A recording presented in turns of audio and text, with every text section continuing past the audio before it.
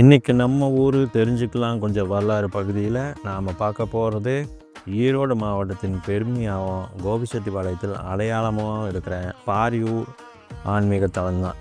கோபியிலிருந்து அத்தானி செல்லும் சாலையில் சரியாக 3 கிலோமீட்டர் தொலைவில் பச்சை பசேல் என விரிஞ்சிருக்கிற இந்த வயல்வெளிக்கு நடுவில் பவானி ஆற்று கிளைவாய்க்கால் கரையோரமாக இந்த தலம் அமைஞ்சிருக்குது.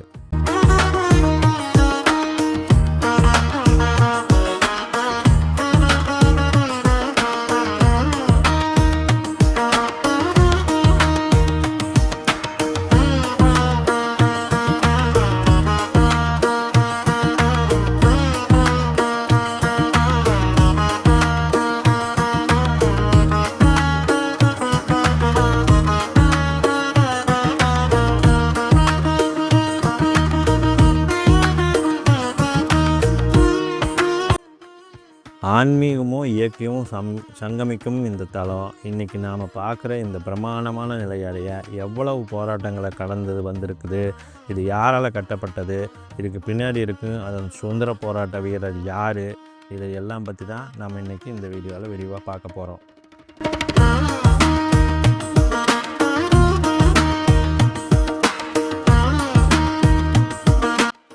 இந்த கோயில் 1000 ஆண்டுகள் பழமையானதாக இருந்தாலும் அதை எழுத்துப்பூர்வமாக சொல்கிறதுக்கு இந்த கோயிலில் கல்வெட்டுகள் எதுவும் இல்லை. அதையே அழுத்தி சொல்லணும்னு பார்க்குறீங்களா? பக்கத்தில் இருக்கிற ஈஸ்வரன் கோயிலுக்கு இருக்குது. நம்ம அடுத்த வீடியோவில் அதை பற்றி பார்ப்போம்.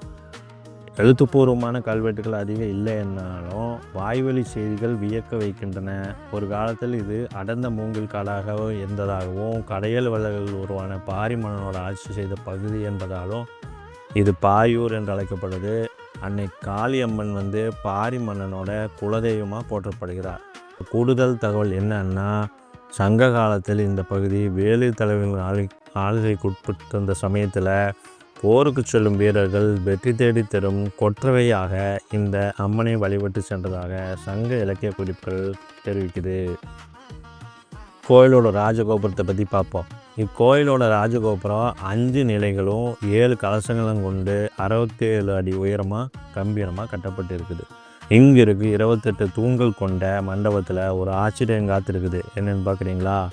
ஆன்மீகத்தோட தேசப்பற்றியும் நினைத்த தலம் இது. ஏன்னா இதை கட்டினவர் ஒரு சுதந்திர போராட்ட தியாகிங்கிறதுனால தான். மண்டப தூண்களில் மகாத்மா காந்தி யோகா மற்றும் நின்ற கோலத்தில் ஜவஹர்லால் நேரு மற்றும் சர்தார் வல்லபாய் பட்டேல் போன்ற சுதந்திர போராட்ட வீரர்களோட சிற்பங்களும் இங்கே சிறப்பாக செதுக்கப்பட்டிருக்குது. இது ஒரு பெரிய வித்தியாசமான ஒரு அமைப்பு. தென்னகத்திலேயே கருங்கல்லும் ராஜஸ்தான்லேருந்து கொண்டு வரப்பட்ட பளிங்கு கற்களும் இணைத்து கட்டப்பட்ட ஒரு அபூர்வமான கட்டடக்கலை 1990களில் கருவறையும் முழுக்க கருப்பு நிற பளிங்கு கற்களாக மாற்றப்பட்டுச்சு.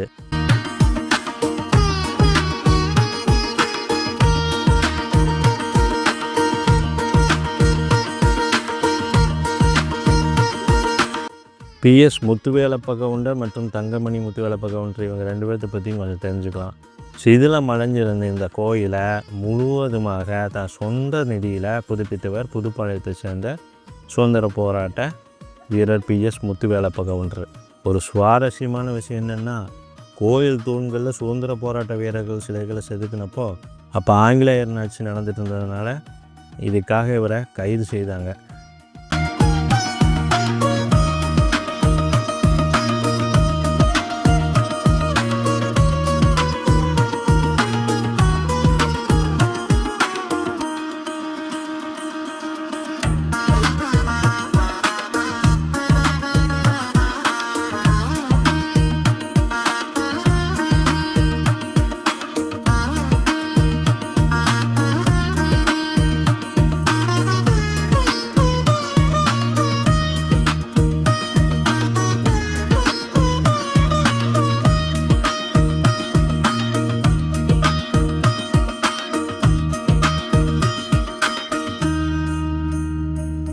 இவர்களோட முயற்சினால தான் 1942 முதல் கும்பாபிஷேகமும் 1990 இந்த பளிங்கு கற்களால் கட்டப்பட்டு 2வது பிரம்மாண்டமான கும்பாபிஷேகமும் 2023 கோலாகலமான 3வது கும்பாபிஷேகமும் நடந்துச்சு.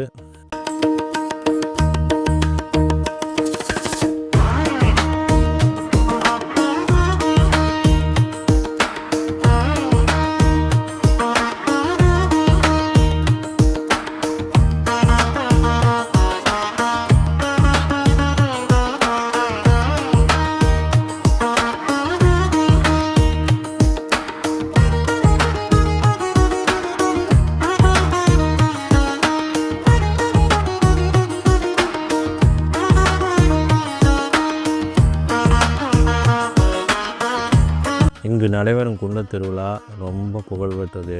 50 நீளம் கொண்ட குண்டத்தில் ஆயிரக்கணக்கான பக்தர்கள் இறங்கி அம்மனுக்கு நேர்த்திக்கடன் செலுத்துவாங்க. அம்மன் வடக்கு நோக்கி அமர்ந்திருப்பது கோயிலோட மற்றொரு சிறப்பு.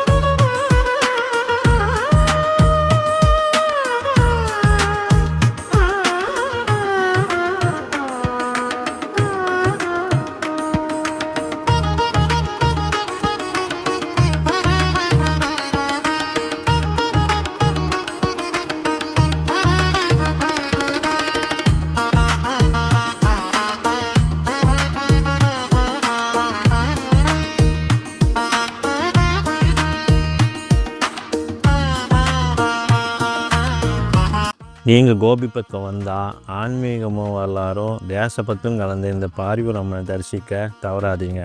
இது வெறும் கோயில் மட்டுமல்ல, ஒரு காலத்தின் கலை பொக்கிஷம்.